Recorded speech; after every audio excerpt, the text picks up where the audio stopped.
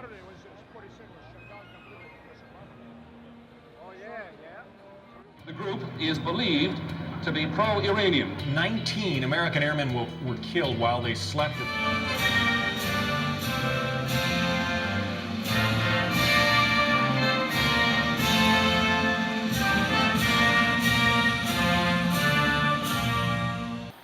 Ladies and gentlemen, we are here today to stop, and let me give you optimism. As this movement begins here in New York, we will stop this corrupt, debauched agreement of capitulation to the Islamist Republic of Iran. We will stop this agreement. It is effectively the stopping of a terrorist state from going nuclear. What do you hear in Iran? Death to America, death to Israel, death to Jews anywhere. Their mobs chant it, their leaders mean it. Every day of the next 59, we have to make our voice heard in the Congress. It's called on to make a judgment as faithful as any in modern history.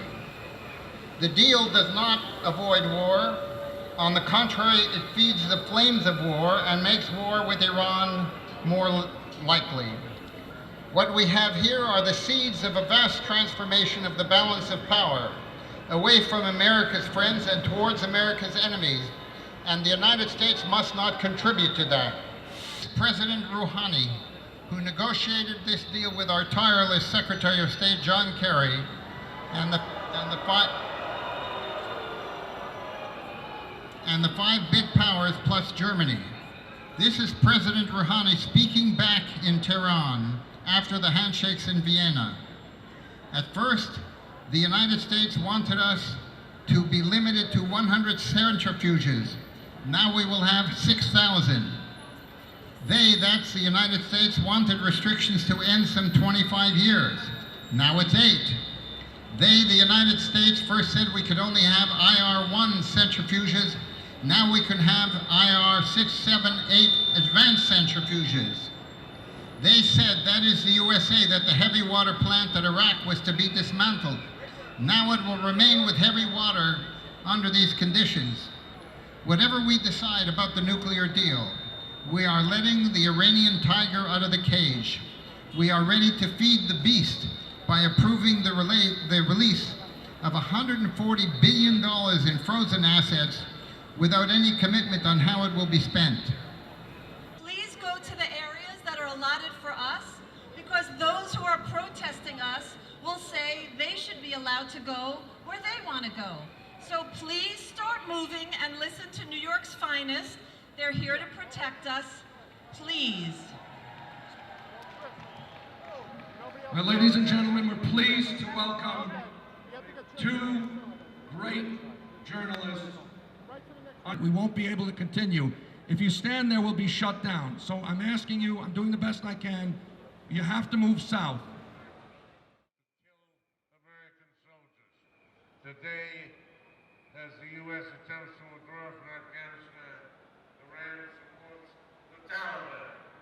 And of course, for many years, Iran, under the guise of developing a nuclear power capacity, Now listen, folks, before we continue. Schumer, where is Chuck? You're there always.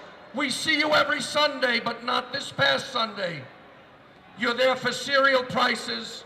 You're there for powdered alcohol. You're there for every mishegas. Where are you for this? Now let me tell you something. Ladies and gentlemen, we all received the letters from Senator Schumer and our Congress members, and you all got the phone calls, right? Here's the thing.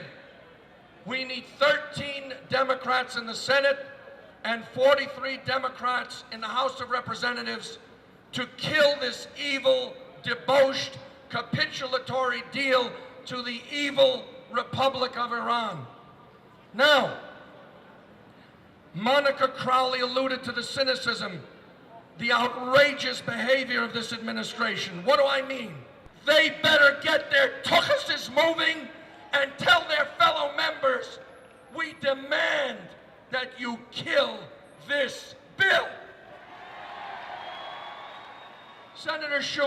tell you something. I worked for Mayor Koch. And when I worked for Al D'Amato, I knew Senator Daniel Patrick Moynihan. And let me tell you something, Senator Schumer. You are no Daniel Patrick Moynihan. This is the night that New Yorkers awaken to you and understand how you operate. We do not want